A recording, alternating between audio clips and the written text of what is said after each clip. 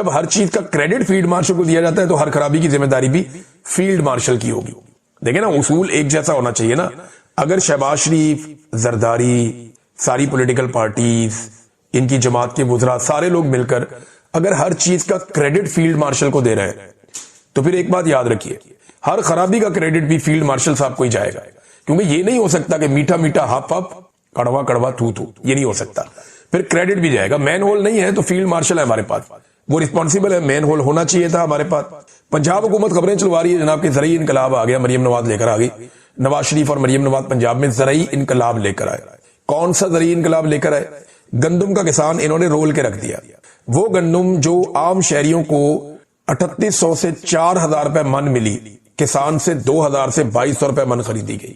یعنی جب کسان نے بیچنی تھی گندم تو اس کو سستا کر دیا تاکہ کسان کو پیسے نہ ملے, اور جب مافیا نے گندم بیچنی تھی تو اس کو ڈبل قیمت کا کر دیا تاکہ مافیا اپنا لگایا ہوا پیسہ ڈبل کر لے. یہ زیادتی انہوں نے کسان کے ساتھ کی, اور ایک دفعہ نہیں, بار بار یہ زیادتی انہوں نے کسان کے ساتھ کی ہے. گندم کی فصل میں نقصان, مکئی کی فصل میں گھاٹا, دھان کی فصل میں گھاٹا, کپاس کی فصل تو وہ تو ہوئی نہیں, بہت ہی بیڑا غرق فصل ہوئی, اور وہاں پہ بھی گھاٹا. سبزیوں کے اندر گھاٹا ہے, وہ کسان اٹھا اٹھا کے اپنی سبزیاں پھینکتے ہیں, کبھی آلو پھینکتے ہیں, کبھی گوبھی پھینکتے ہیں, کبھی اور کوئی پھل پھینکتے ہیں, سبزی پھینکتے ہیں. مالٹا اور کنو کے جو کاشتکار ہیں ان کا بیڑا غرق کر دیا پکڑ کے.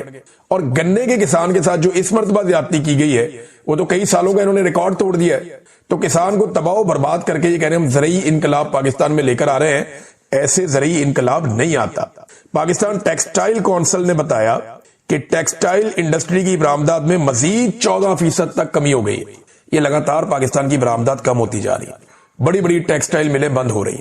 144 ٹیکسٹائل ملوں کے بارے میں بتایا گیا چند دن پہلے, جو بڑی والی تھی وہ بند ہو گئی. اب وہ کہہ رہے ہیں جی ہماری ایکسپورٹس کے اندر کمی ہو رہی ہے, 14% مزید گراوٹ آ گئی ہے. ہمارے پاس فیلڈ مارشل ہیں لیکن اس کے باوجود ہماری جو ٹیکسٹائل کی برآمدات ہیں وہ لگاتار پاکستان کی کم ہو رہی ہیں, جو ایک بڑی تکلیف دہ بات ہے اور یہ نہیں ہونا چاہیے. ناظرین, فوجی فاؤنڈیشن نفع میں ہے, یعنی منافع کما رہا ہے. بی بی سی کی ایک رپورٹ ہے کہ فوج کے زیر نگرانی چلنے والے جتنے بھی ان کے ادارے ہیں کاروباری, وہ منافع میں جا رہے ہیں, پاکستان خسارے میں جا رہا ہے. حالانکہ پاکستان کے اوپر جو ہے وہ فوج نے ہی زیادہ وقت حکمرانی کی ہے, اور مزے کی بات یہ ہے کہ فوج کے سارے کاروبار منافع میں اور پاکستان جو ہے وہ خسارے میں. انٹرسٹنگ بات یہ ہے کہ جتنے حکمران ہیں ان سب کے اپنے ذاتی کاروبار منافع میں, اور جس ملک پہ وہ حکمرانی کر رہے ہیں وہ ملک خسارے میں. آپ کو پتا ہے کیوں؟ کیونکہ یہ سارے اپنے کاروباروں کو تحفظ دینے کے لیے اور اپنے کاروباروں کو چلانے کے لیے پاکستان کا نقصان کرتے ہیں. یہ ایسے فیصلے کرتے ہیں جس سے پاکستان نیچے جاتا ہے, ان کے کاروبار اوپر جاتے ہیں. تو جب تک اس طرح کے سیاستدانوں کو یا ایسے مفاد پرستوں کو یا اس قسم کی اسٹیبلشمنٹ کو آپ الگ نہیں کر دیتے پاکستان کے معاملات سے, تب تک پاکستان میں فیئر کمپٹیشن نہیں ہوگا, تب تک پاکستان آگے نہیں نکل پائے گا. بہرحال ان کے اپنے کاروبار چلتے رہتے ہیں. اب عمران خان صاحب پہ تنقید کرتے ہیں کہ عمران خان نے اپنے دور میں کیا کیا. میں آپ کو سناتا ہوں کیا کیا. یہ گروک سے پوچھا, آرٹیفیشل انٹیلیجنس سے, کہ عمران خان کے دور پہ کچھ منصوبے تو بتاؤ. اب وہ کیا بتا رہا ہے؟ انہوں نے کہا جی کہ اس نے 20 منصوبے بتائے. 20 پوچھے تھے, 20 ہی بتائے. اس نے کہا جی نمبر 1 احساس پروگرام غربت مٹاؤ. نمبر 2 10 بلین ٹری سونامی کا پروگرام تھا, بہت بڑا پروجیکٹ تھا. نمبر 3 نیا پاکستان ہاؤسنگ اسکیم تھی, بہت بڑا پروجیکٹ تھا. نمبر 4 صحت کارڈ تھا, پاکستانی آج بھی یاد کرتے ہیں. نمبر 5 کامیاب جوان پروگرام تھا, بہت نوجوانوں کو موقع ملے. نمبر 6 دیامر بھاشا ڈیم عمران خان صاحب, محمد ڈیم عمران خان صاحب, کرتارپور راہداری عمران خان صاحب, کلین گرین پاکستان عمران خان صاحب, روشن ڈیجیٹل اکاؤنٹ اربوں ڈالر عمران خان صاحب, راست پیمنٹ سسٹم عمران خان صاحب, احساس کفالت پروگرام عمران خان صاحب, پناگاہیں عمران خان صاحب, لنگر خانے عمران خان صاحب, کسان کارڈ عمران خان صاحب, احساس اسکالرشپس عمران خان صاحب, پلانٹ فار پاکستان عمران خان صاحب, پروٹیکٹڈ ایریاز انیشیٹو, یہ عمران خان صاحب کا انیشیٹو ہے, ان ایریاز کو پروٹیکٹ کیا جائے, تو یہ بھی ان کا ہے. کووڈ-19 سمارٹ لاک ڈاؤن, ایک زبردست منصوبہ جس کو پوری دنیا نے سراہا. کون تھا؟ عمران خان صاحب. اثاثہ ریکوری یونٹ شہزاد اکبر صاحب نے, بہت پیسہ انہوں نے دنیا سے اکٹھا کیا جو پاکستان کا لوٹا ہوا تھا. کون تھا؟ عمران خان صاحب. عالمی سطح پر افغان امن عمل میں عمران خان نے بہت بڑا کردار ادا کیا. ریکارڈ کیس کے اندر پاکستان کے 11 ارب ڈالر انہوں نے بچائے. اسلامو فوبیا پر اقوام متحدہ میں قرارداد پاس کروائی. قرض معافی کی وکالت کی. روس کے ساتھ تعلقات بہتر کیے. کوئی نئی کوئلہ پلانٹس نہ بنانے کا انہوں نے اعلان کیا کہ کوئلے کے ساتھ ہم کوئی بجلی نہیں بنائیں گے, اس سے پولوشن ہوتی ہے. اور بہت ساری چیزیں, بے شمار چیزیں جو عمران خان صاحب نے کی ہیں. تو یہ جو لوگ کہتے ہیں عمران خان نے کوئی کام نہیں کیا, تو یہ چند کام ہیں عمران خان صاحب کے. اور جتنے کام عمران خان صاحب نے کیے نا 3 سال میں, اب اتنے ہی سال ان کو بھی ہو گیا آئے ہوئے, لگ بھگ 4 سال ان کو ہونے والے ہیں آئے ہوئے. تو عمران خان سے زیادہ ٹائم انہوں نے گزار دیا. فیلڈ مارشل کو بھی ساتھ ملا لیں, شہباز شریف کو بھی ساتھ ملا لیں, زرداری کو بھی ساتھ ملا لیں, ساری روایتی سیاسی جماعتیں جو اقتدار کے اندر ہیں ان سب کو ساتھ ملا لیں, یہ سب رل کے عمران خان کا 10واں حصہ بھی کام نہیں کر سکے. معیشت کو وہ آدمی اتنا اوپر لے کر چلا گیا تھا کہ آپ کی معاشی گروتھ 6% کے قریب پہنچ گئی تھی اور وہ وہاں سسٹین کر رہی تھی. جبکہ انہوں نے کیا کیا, انہوں نے ہر چیز کا بیڑا غرق کر دیا آنے کے بعد, اور ستیہ ناس ابھی تک پاکستان میں ان تمام چیزوں کا جاری ہے. اب مریم نواز نے کہا جی پنجاب میں بسنت منانی ہے, تو منا لیں بسنت. ان کو بسنت پہ پابندی لگانی پڑ جائے گی. اس کی وجہ یہ ہے کہ بہت ساری جگہوں پہ جو سب سے بڑی ڈیمانڈ آئے گی وہ عمران خان کے فوٹوز والی پتنگوں کی آئے گی. سب سے بڑی ڈیمانڈ آئے گی وہ پی ٹی آئی کے جھنڈوں والی پتنگوں کی آئے گی. سب سے بڑی ڈیمانڈ جو آئے گی وہ قیدی نمبر 804 والی پتنگوں کی آئے گی. یہ بات تمام لوگ ذہن میں رکھ لیں. یہ بسنت منائیں گے جس پاکستان تحریک انصاف کے جھنڈے کو یہ آج تک لہرانے نہیں دے رہے. آپ کو ہر چھت سے, ہر جگہ سے, ہر محلے سے پاکستان تحریک انصاف کی پتنگیں ہی نظر آئے گی. یہ پولیس والے ایس ایچ او بےچارے دوڑتے بھاگتے پھر رہے ہوں گے ہر جگہ پہ کہ پی ٹی آئی دے رنگ والی پتنگ کسی نے اڑائی تھی, پھڑ لیں گے, کان پھڑا دیں گے, یہ کریں گے, وہ کریں گے. آپ دیکھیے گا یہ ہوگا. یہ نواز شریف کی شکلوں والی پتنگیں مفت بانٹیں گے, یہ مریم نواز کی شکلوں والی پتنگیں مفت بانٹیں گے, اور آپ کو لوگ دکھائیں گے ان پتنگوں کو پھاڑتے ہوئے اور پھینکتے ہوئے. لوگ عمران خان کی شکلوں والی پتنگیں اڑائیں گے, لوگ قیدی نمبر 804 والی پتنگیں اڑائیں گے, لوگ پی ٹی آئی کے جھنڈے والی پتنگیں اڑائیں گے, اور آپ یہ دیکھیے گا کہ پتنگیں اڑیں گی کیسے. انہیں بسنت پہ ہمیشہ کے لیے پابندی لگانی پڑ جائے گی. جو ان کے ساتھ ہونا ہے بسنت والے دن وہ میں آپ کو پہلے بتا دیتا ہوں. اب وہ پولیس والی جو ہے شہر بانو صاحبہ وہ بضد ہے کہ جناب ڈاکٹر صاحب جو ہیں وہ مشہور ہونے کے لیے ایسا کر رہے ہیں, میرے اوپر الزام لگا رہے ہیں. تو ڈاکٹر صاحب کو مشہور ہونے کی کیا ضرورت ہے, وہ اتنے بڑے سرجن ہے اور آپ کی ان کے سامنے اوقات ہی کوئی نہیں ہے. آپ ایک چھوٹی سی 3rd کلاس پولیس آفیسر ہے, ایک نارمل پولیس آفیسر. وہ ڈاکٹر ہے بھائی, وہ بہت پڑھا لکھا آدمی ہے, بڑا ذہین آدمی ہے, وہ انسانوں کی جان بچاتا ہے. آپ کی عزت اپنی جگہ پہ, لیکن آپ ایک سرکاری ملازم ہے جس کو قوم تنخواہ دیتی ہے نوکری کرنے کی. آپ میں اور ڈاکٹر کی عزت میں بہت فرق ہے. وہ آپ سے بہت سینئر ہے, ان کی عمر آپ سے بہت بڑی ہے, ان کی عوام کے لیے خدمت بھی آپ سے. رولا پڑا ہوا ہے پاکستان میں نوٹیفیکیشن کا کہ عاصم منیر کا نوٹیفیکیشن نہیں ہوا ابھی تک, تو جناب اب اس وقت کوئی آرمی چیف نہیں ہے. اس کے اوپر ہم رات کو بھی بات کر رہے تھے, شہزاد اکبر صاحب تھے, میں تھا, صابر شاکر صاحب تھے, کچھ اور بھی ہم نے لوگوں سے بات چیت کی ہے جو لا کو جانتے ہیں. وہ لوگ بھی یہ کہہ رہے ہیں کہ جی قانونی طور پہ تو ایسے ہی ہے, آئینی طور پہ تو ایسے ہی, یہ زیادتی کر رہے ہیں جناب, اس وقت نوٹیفیکیشن ہو جانا چاہیے تھا. یا نوٹیفیکیشن نہیں ہے لہذا کوئی آرمی چیف نہیں ہے. 5 سال کے لیے اب آرمی چیف آیا کرے گا, اور نئے 5 سال کا اعلان کیا گیا تھا موجودہ آرمی چیف کے لیے. بڑی سیلیبریشن بھی ہوئی, بڑا رولا چولا ڈلا. تو کیونکہ نئے 5 سال مل رہے ہیں تو نیا نوٹیفیکیشن بھی آئے گا. یہ ایک ایکسٹینشن کا کیس ہے, یہ کنٹینیوشن کا کیس نہیں ہے. یہ پہلے جو کہتے ہیں نا کنٹینیوشن ہے کہ 3 سال گزار لیے, کیونکہ اب قانون 5 سال کہتا ہے تو 2 مزید گزارنے کے بعد 5 مکمل ہوں گے, لہذا نیا نوٹیفیکیشن نہیں چاہیے. نہیں, یہ معاملہ نہیں. یہ نئے 5 سال کا معاملہ ہے 2025 سے 2030 تک. تو جب نئے 5 سال آئیں گے تو نیا نوٹیفیکیشن بھی آئے گا. اس سے پہلے والا جو نوٹیفیکیشن ہے وہ 3 سال کے لیے ہوا کہ آرمی چیف 3 سال تک اس ملک کا آرمی چیف رہے گا. اب اسے ایک نیا نوٹیفیکیشن چاہیے کیونکہ ایک ایکسٹینشن اپنے عہدے کے اندر آرمی چیف لے رہا ہے. تو 5 سال کے لیے نیا نوٹیفیکیشن وہ ابھی تک نہیں آیا.